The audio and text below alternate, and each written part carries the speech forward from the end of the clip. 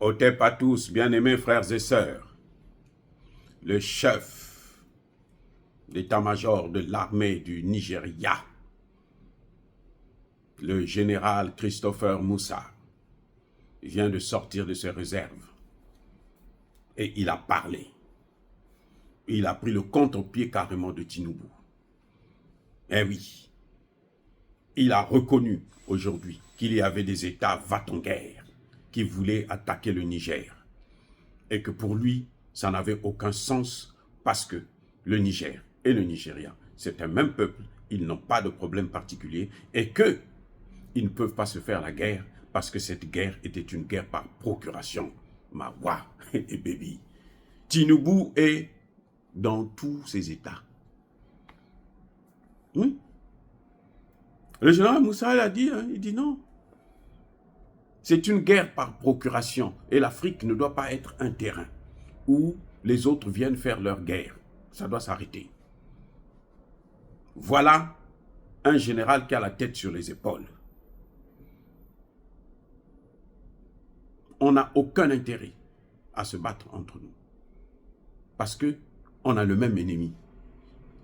L'ennemi commun, c'est qui? Mais c'est l'Occident. Oui. L'ennemi commun, c'est l'Occident. Qui a amené le terrorisme? Mais c'est l'Occident. Le terrorisme, oui, vous voyez, c'est l'Occident. C'est bien les Français, les Américains, les Anglais, les Canadiens, les Européens. Ce sont eux qui ont amené le terrorisme en Afrique. Et c'est pour ça que nous avons du mal, des difficultés à venir à bout. Donc le général, aujourd'hui, nous dit non. Et ce général s'était illustré déjà il y a quelques semaines, quand il avait dit à Tinubu, il faut que tu arrêtes avec ça.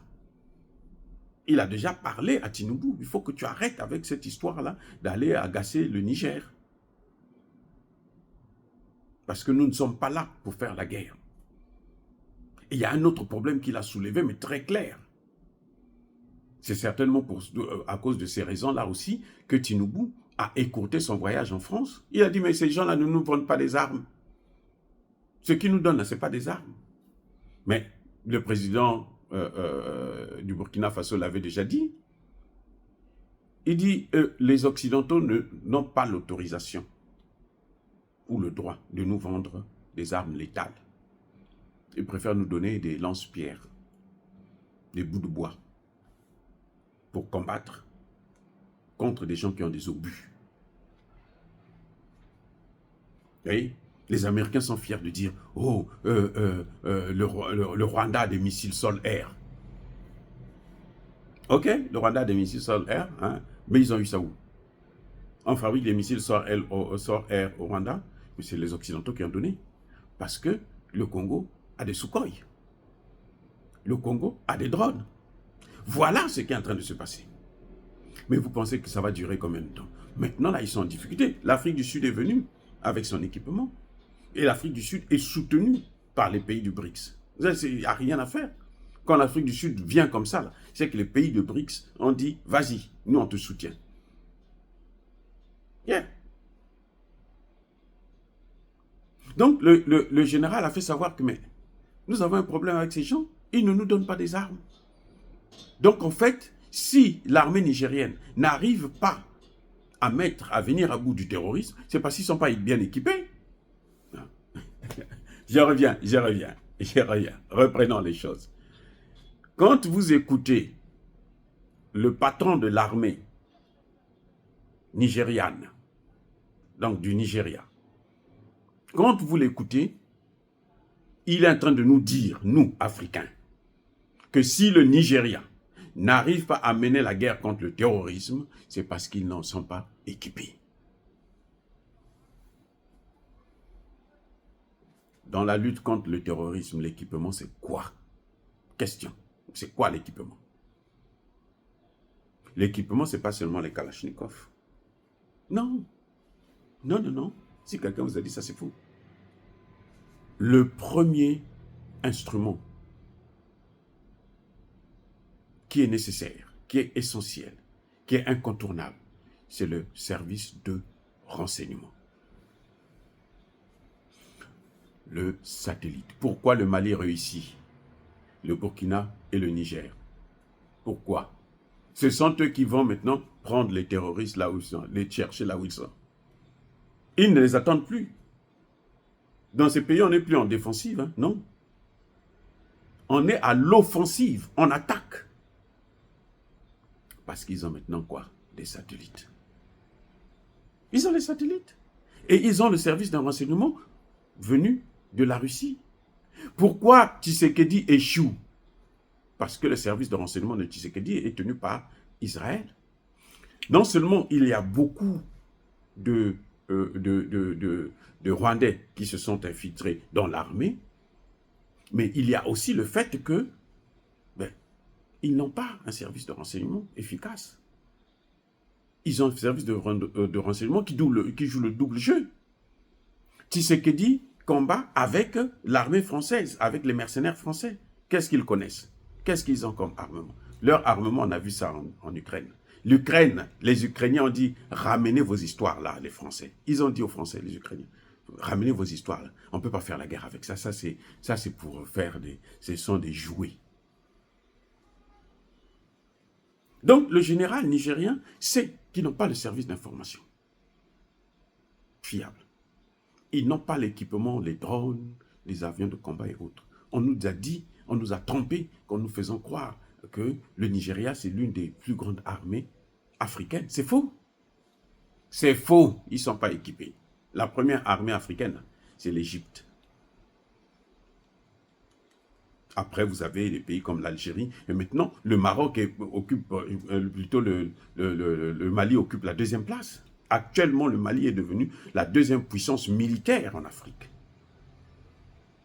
Après l'Égypte, ils sont en train de se disputer la même place avec l'Afrique du Sud maintenant. Mais le Nigeria est allé trop bas. On reconnaît une armée par ses performances sur le terrain quand ils sont attaqués.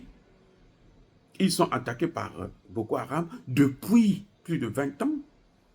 Plus de 10 ans en tout cas. C'est à l'époque de Barack Obama. Jusqu'à maintenant, ça continue. Il y a un problème. Il y a un problème grave. Il y a un problème très sérieux. Donc, le chef d'état-major est en train de nous faire croire. Il est en train de se lamenter en quelque sorte. Et je ne serais pas surpris qu'il demande à Tinubu de rentrer dans l'AES. À moins qu'il prenne ses responsabilités lui-même pour régler l'affaire. Parce que quand vous voyez comme ça, c'est que ça est en train de grogner là-bas en Afrique, au Nigeria. Ça grogne, les gens ne se cachent plus, ils n'ont plus peur de parler. Les militaires qui doivent se taire, quand le chef d'état-major parle comme ça, ça c'est la politique pure. Et c'est des vérités. Le même discours qu'il est en train de tenir, c'est le discours qu'on est en train d'entendre, que nous sommes en train d'entendre aujourd'hui dans le Sahel. Le manque d'armes, le fait que l'Occident ne donne pas des armes, même quand, il a même précisé, même quand vous leur donnez l'argent, ils ne vous vendent pas les armes. Vous leur donnez l'argent, ils ne vous en vendent pas les armes. Mais ça, c'est quelle coopération, ça? C'est quelle coopération? On comprend pourquoi le ministre des Affaires étrangères du Nigeria est en train de se rapprocher maintenant de la Russie, en disant, il vient sur le fait que non, la Russie peut nous aider à coopérer, ramener les 3 États dans la CEDEAO. Non, c'est pas pour ça. Eux-mêmes, ils ont des problèmes qu'ils n'arrivent pas à régler à cause de leurs partenaires, qu'ils ont des mauvais partenaires. Et tant qu'ils ne vont pas se séparer avec ce partenaire, eh ben, vous allez voir, le Nigeria va couler. C'est clair et c'est net. Vous allez voir, le Nigeria va couler. Donc, le chef d'état-major, nous saluons cette intervention. Il a été clair. Il dit, nous n'avons pas besoin d'une guerre contre le Niger. Il y a des pays qui veulent ça, mais nous n'allons pas aller vers ça. Et il l'a déjà dit à Tinubu. Tinubu le sait. Tinubu sait que l'armée nigériane n'acceptera pas de faire la guerre contre le Niger. Il le sait maintenant.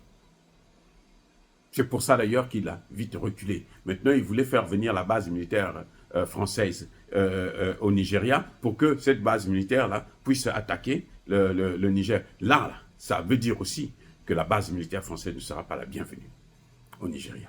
Oh, bien aimés frères et sœurs, soyez bénis, abondamment bénis par le Dieu des Kémites et par nos ancêtres angélisés, mais que tous ceux qui persécutent le continent africain le pillent et le déstabilisent, qu'ils soient noirs, blancs, chinois, arabes, juifs, indiens, qui qu'ils soient punis maudits, foudroyés, neutralisés, écrasés, effacés par le Dieu des Kémites et par nos ancêtres angélisés. Vive l'Afrique éternelle. J'ai dit et j'assume.